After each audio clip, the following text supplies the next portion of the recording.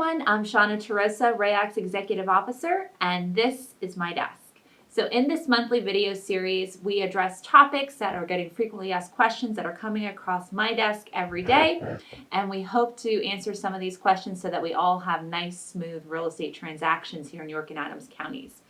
So I normally say in my disclosure that I'm not an attorney and I don't play one on TV, but I do have a special guest with me today who is a real-life attorney. That's right. Peter Ruth, this is your second time at my It desk. is, yes. Thank you for having me back. I'm I wasn't so sure I was glad you going came. to make the cut again. So. Excellent. Yes. Well, for those of you who aren't aware, Peter is an attorney with Stock and Leader, and he serves as RAYAC's solicitor as well. And he does offer a free legal hotline to all of our members on general legal questions in the real estate industry. So always feel free to reach out to Peter with any questions you might have. But today we're going to talk about a burning topic amongst the realtor members in York and Adams counties, and it is sellers' property disclosure statements. So we're just going to dive right into Let's do it. Clear up all of those foggy issues out there. We're going to get the straight answers from our attorney. Wonderful. So first question. Under the law, yes, who is obligated to fill out the seller's property disclosure statement? I'm going to kind of answer this in the reverse, but basically anybody who is selling 1 to 4 residential units. So if your property has 1 to 4 residential units located on the property, you're obligated to fill out a seller's disclosure unless one of the 10 exceptions applies to you. So those exceptions are dealing with a transfer by a court order. So a court order has said you seller have to transfer the property. In that instance, you're not required to do that. Same thing with a guardianship as well as an estate. So if you're the executor selling a property on behalf of an estate, you are exempt from filling out the seller's disclosure. Same thing would apply to transfers to a spouse or a direct descendant. Likewise for transfers to a spouse that arise out of a divorce or a separation or property settlement agreement. Transfers to co-owners. So if you and I would own property together and I'm simply conveying my interest to you, at that point not obligated to fill it out. If it's unimproved land, so there's no improvements located on the property, there's certain transfers between corporations and partners to either the shareholders of the corporation or the partners of the partnership. In that instance, it's not required. And there's also a exemption for new construction. So this kind of gets into another issue of that exception. Well, I never lived in the property, so I don't have to fill out that seller's disclosure. That is false for all intents and purposes, except for one instance, and that is new construction that has never been occupied, and it has to have been inspected by the local municipality and a certificate of occupancy issued for that property, and the seller has to include a 1-year warranty that goes along with that. So basically in all of those instances, there is another exception for if you're going to demolish a property and turn it into a non-residential use. So classic example, non-conforming use in a zoning structure, you're going to tear down the house and put up a commercial building. In that case, the seller of the residence is exempt from filling out the seller's disclosure. Everyone else, regardless of ownership, has an obligation. If it is 1 to 4 residential units, you must fill that form out. So then that leads me to my next question. So I've heard this so much, I started to question myself. So there is no such thing as the flipper clause? That's correct, yes. Flippers, unfortunately, are not able to get away with, oh, I've never lived there, I've only done rehab. In that case, no, you still are obligated to fill it out. There is no exception for that unless, again, this is brand new construction. So if that flipper would tear that thing down and rebuild from scratch and would be giving a 1-year warranty, has the certificate of occupancy and the inspection by the municipality, in that case, that's fine because that's new construction. In 99% of the cases, that's not what's going on. That flipper has acquired it. They're doing interior remodeling. Even if it's interior remodeling, you have to fill out a seller's disclosure. There is no flipper exception. I feel like I need to say that again. There is no flipper exception. Okay, we're going to put it in flashing letters. Right. No flipper exception. Exactly. So just that's my catchphrase is, I did not live there. That is not an exception. Even if you didn't live there, you have to fill it out to the best of your knowledge, information, and belief, which is, the next best point, I think, is that a flipper might not know everything about the home, and it's okay to answer unknown or, right. I have no knowledge. It's just you need to be truthful and you need to fill it out completely.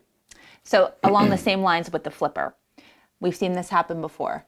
The flipper provides the previous seller's property disclosure statement from the previous owner rather than their own seller's property disclosure statement. Is that okay? That, in and of itself, no, that is insufficient. One thing you could do is to say, hey, here's the seller's disclosure I got, and then you would provide your own as a flipper. But again, that is not an acceptable disclosure because it's based on that seller's knowledge of the home. And all that they're doing is simply passing along, what somebody else knew about the home who might have lived there for longer. But as you said, we run into this on a habitual basis where the flipper has said, well, I'm not sure what's going on, but why don't you take a look at this seller's disclosure instead? That's liability for that flipper. If that flipper is represented by an agent and that agent didn't perform their duties of advising the client, that could be liability for the agent. And there's times, and many of you probably know this, where the flipper is a licensed agent who is, performing real estate services. So that could be double liability for that individual. Okay. All right. So my next question. I'm acting as a listing agent for an estate property. So you mentioned that an executor does not need to fill out the seller's property disclosure statement. Right. But what if I, as the executor, know that there's always been water in the basement? Yes. What are my obligations to disclose or not to disclose? And that's a great question. And I always kind of view this as what hat are you wearing? And at the time you're wearing the hat of the executor, you're filling out the seller's disclosure form. Seller's disclosure law, which is a separate law in Pennsylvania, does not require the executor to complete the form. And in fact, many of you who are familiar with the form, there's a box at the bottom for the executor to sign, and they don't disclose anything.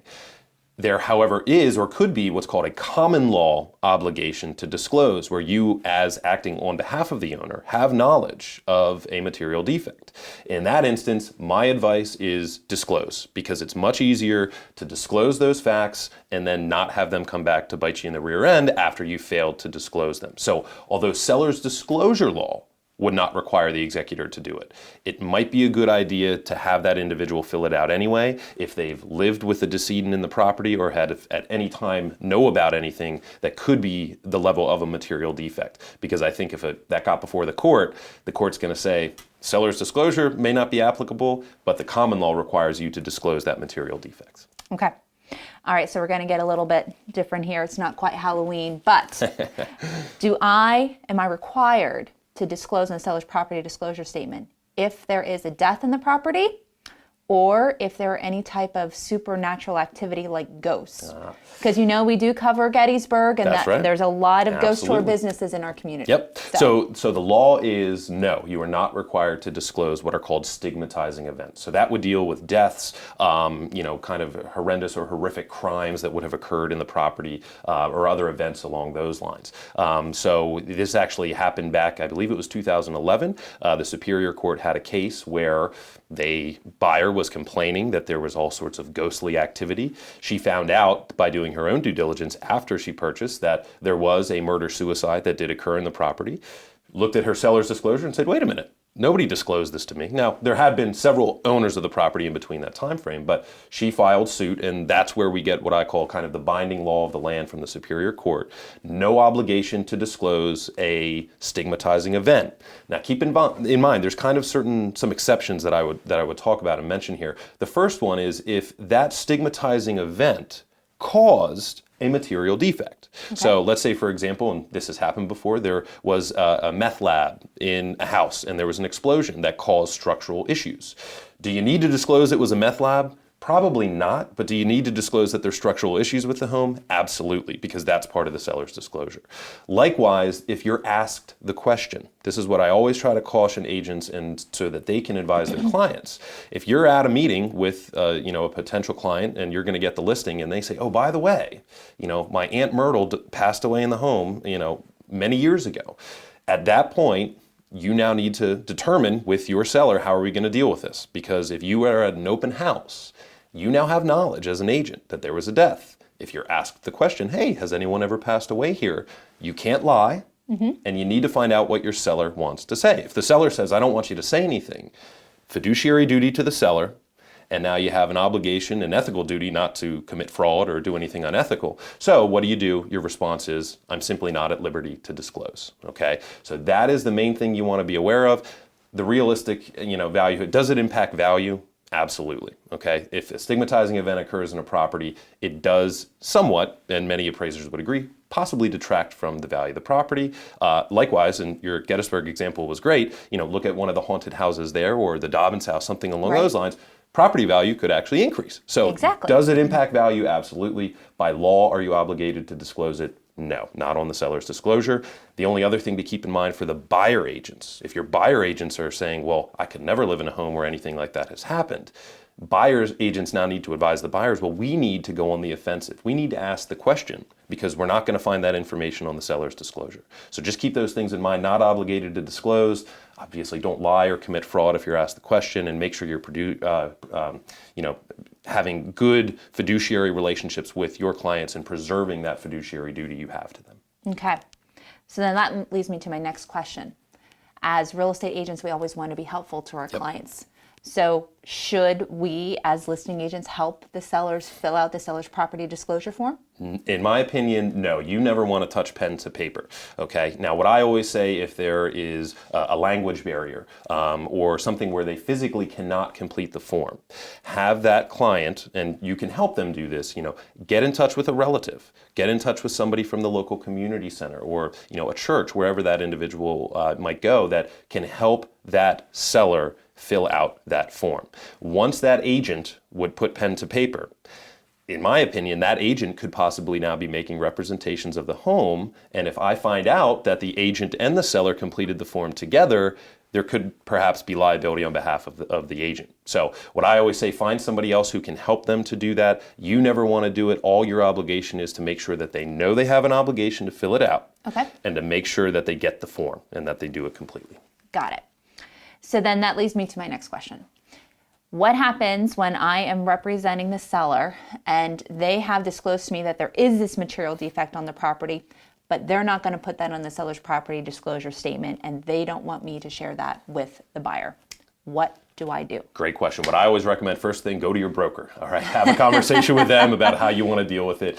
But the main thing as far as an agent's duties with seller's disclosure, as I said before, two main obligations. If they are not fulfilled, that's where you could have a violation and liability. The first thing, you advise the seller that based on you selling 1 to 4 residential units and not fitting into any of the exempt entities or persons, you now have an obligation to fill this form out. Your next obligation is to make sure they actually have the form and are able to fill it out. That is really what your liability is. Now, again, you never want to be in a position where you might know something and it's not disclosed. A buyer comes in, they buy it, and now they have an issue and they're saying, well, who all had knowledge of this? Okay, so that's where I think make sure you have a good file, make a note to the file that you can say to the seller, hey, we put this in writing. It's our opinion that this is a material defect and needs to be disclosed. However, despite that, counsel, you're deciding that you're not going to do that. And that way you have it for the file. You provided notice to them that they have the obligation and have hopefully protected yourself from liability. Best case scenario, just talk to the client, hopefully use some common sense that they can then implement and say, okay, maybe I do need to disclose this.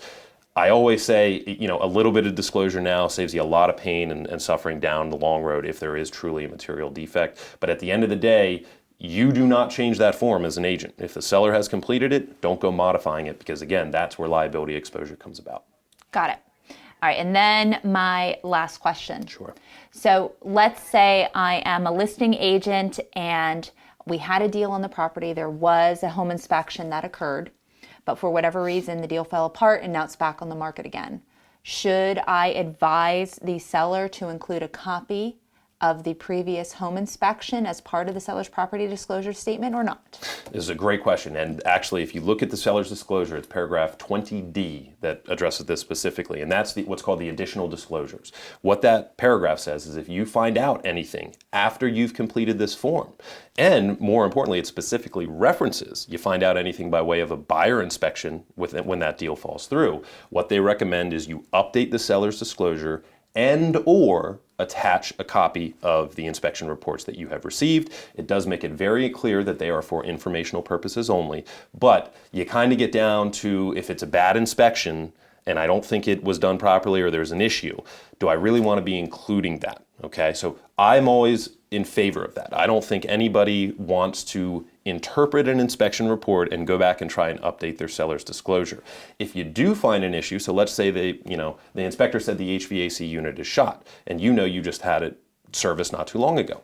What I would do in that instance, attach a copy of the inspection report, call someone, a contractor, an HVAC person that you want, have them come out, write you out a report of any service that needs to be done, and then attach that along with the inspection report. So then when they say, hey, this says HVAC is shot, you can then say, hey, this is a letter I got from my servicer that says it's not, it's in full working order and condition. All you're doing at that point is shifting the burden off to the buyer. It's then up to the buyer to say, okay, possibly HVAC is an issue, I need to look into that pursuant to my own inspection. But I always recommend attach a copy of it. It's the safest way to avoid your interpretation that might not be the right interpretation of what the inspector was trying to say. Awesome. And we have good news with the seller's property disclosure statement. This has been a request that the Pennsylvania Association of Realtors provide an electronic version to the client so that they can fill it out online and not have to print it out and check all the boxes and all that other great stuff. That's coming very, very soon, and PAR is working with 2 different vendors to make that available to the realtors so that they can make it available to their clients to fill it out with a little more ease. Peter, thanks so much for being here. Thank you for having me. Always a pleasure. Awesome. So, as always, if you ever have any other questions or topics you'd like us to address in this video series, please don't hesitate to contact us, and I hope you have a successful day.